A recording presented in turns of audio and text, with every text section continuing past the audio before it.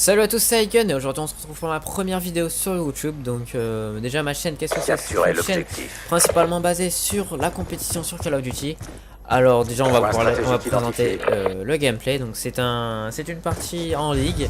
Donc on était en 3v4 et c'est une HP sur la map Red. Donc je joue avec ma MSNC qui que la première cross et canon. Puis voilà, j'ai fait un score pas trop dégueulasse, donc je vous la présente pour ma première vidéo. Alors ensuite, je vais un peu parler de moi. Donc déjà, je m'appelle Guillaume, j'ai 16 ans, je suis en première, STI. Et puis j'habite à Aubagne, c'est à côté de Marseille, donc voilà. Après, je vais un peu vous parler notamment dans cette vidéo des rôles, des positions en tant que dans un roster. Donc déjà il y a 4 rôles. Donc qu'est-ce que c'est qu'un roster? C'est une équipe de 4 joueurs. Donc dans cette équipe il y a un SMGOP, un AR Slayer, un AR Rank et un SMG Slayer. Donc qu'est-ce que c'est que les SMGOP déjà? Donc les SMGOP c'est moi déjà, mon roster c'est moi. Et en fait c'est un peu le chicken du groupe, c'est celui qui va à fond jouer les objectifs. Lui son rôle c'est vraiment de faire gagner son équipe grâce aux objectifs.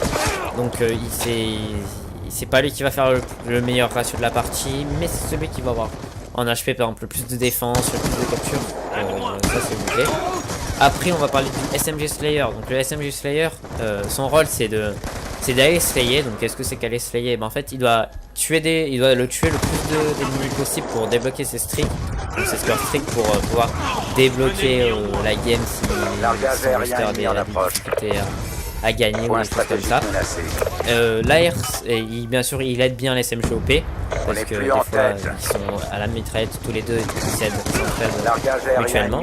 Ensuite il y a l'AR Slayer. Donc l'AR Slayer, son rôle c'est à peu près le même que l'SMGOP, que l'SMG Slayer. Donc lui il va slayer comme l'SMG, sauf que lui au lieu d'aider les SMGOP il va aider l'AR Rank.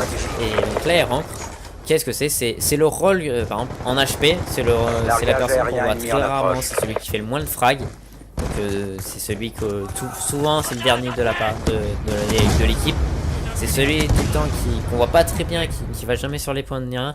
Mais son rôle il est très important. Chaque kill qu'il va faire il est très important parce que son rôle c'est de donner les spawns à ses alliés.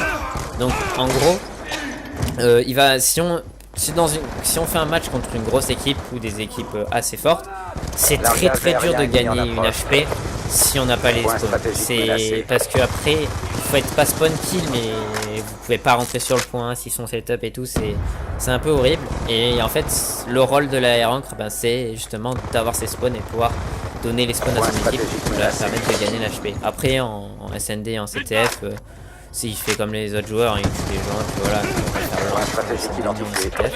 donc après je vais vous présenter un peu de mon roster aussi.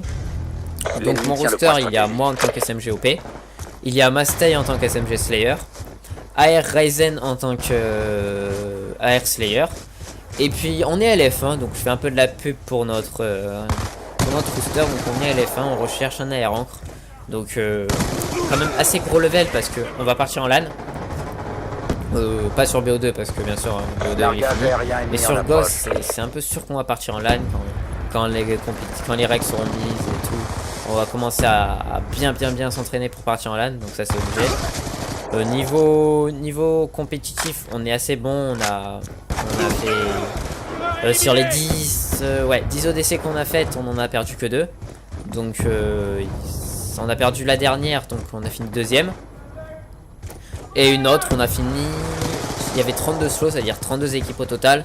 Et on a fini 4ème, donc je crois que c'était en demi-finale, on a perdu.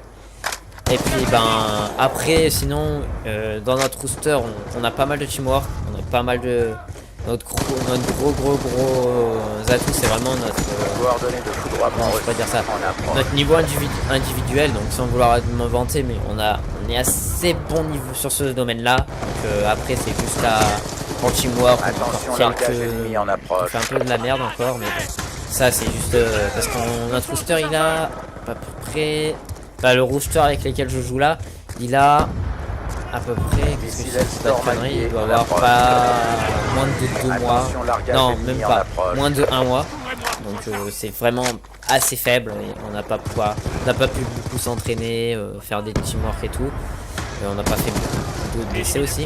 Donc on a un coach aussi donc, qui s'appelle Ripzectech. Et puis donc lui, alors déjà qu'est-ce que ça sert un coach pour un rooster ça veut dire qu'il y a 5 membres déjà. Un coach ça sert tout simplement par exemple quand il y a un joueur qui rage ou n'importe quoi qui au lieu de faire la com qui fait pas la com, et ben par exemple le coach il peut faire la com à sa place. Ça veut dire que par exemple il y en a un broken, il y en a un au top, des choses comme ça. Ça peut permettre à son équipe de gagner. Il sert aussi à remotiver l'équipe. Ça veut dire que quand l'équipe ne n'y arrive pas, qu'elle se fait par exemple exploser sur un point, des choses comme ça, bah il dit allez les gars, faut se remotiver et tout. Voilà, il remotive à fond l'équipe. Aussi, il peut permettre des fois, c'est-à-dire ça peut être le joueur.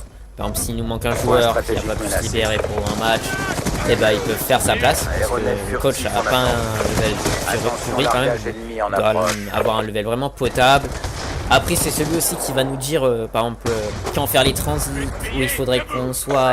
C'est vraiment lui qui va un peu diriger l'équipe parce que nous en tant que joueur on est dans le match, on peut pas tout visualiser. Et bah c'est lui qui va devoir tout visualiser vu qu'il est dans notre équipe et qui regarde tous les joueurs en même temps. Donc il dit par exemple les erreurs qu'on ne devrait pas commettre, des choses comme ça.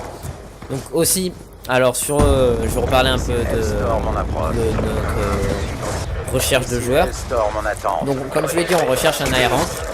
Alors il faut quand même qu'il soit en assez bon level, qu'il a vraiment un gros shoot, qui a un bon teamwork parce qu'on recherche quand même des gens qui ont des gros teamwork.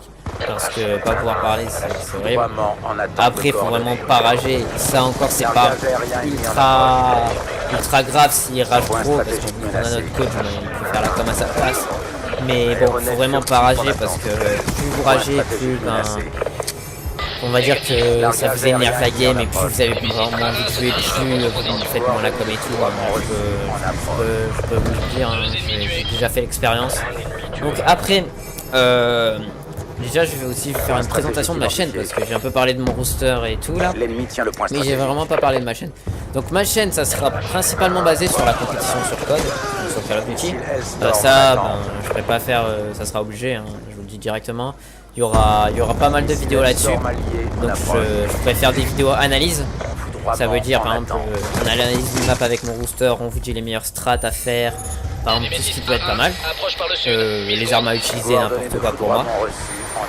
Après on peut faire aussi, ce qu'on va faire c'est on va faire des listenings. Donc qu'est-ce que c'est qu'un listening? C'est en fait on affronte une équipe, donc 4v4 en rooster. Et en fait, vous allez entendre nos voix, ma voix déjà, et plus celle de mes coéquipiers en train de parler pour voir comment comment communiquer tout, par exemple, où on va, vous allez voir tout. Et vous allez voir que si on rage, notre coach qui sera là, qui nous dira de revenir et tout. Après il y aura bien sûr il y aura pas que du code sur ma chaîne, il y aura aussi d'autres choses. Mais bon ça c'est à vous. Pour l'instant le début ça sera du code. Après c'est vous que vous allez me dites par exemple si je fais des vidéos je sais pas sur GTA n'importe quoi. Et après c'est moi qui dirai par exemple si ça vous plaît de faire si vous voulez que je fasse des vidéos, s'il y en a pas mal qui veulent que je fasse des vidéos sur GTA. Et j'en ferai parce que voilà je l'ai sur d'autres jeux par exemple. Et voilà c'est vous qui me direz en commentaire, vous me dites fais un jeu par exemple, fais une vidéo sur un jeu d'horreur, voilà, quoi télécharger, puis voilà je le ferai s'il y aura pas mal de likes sur ce commentaire.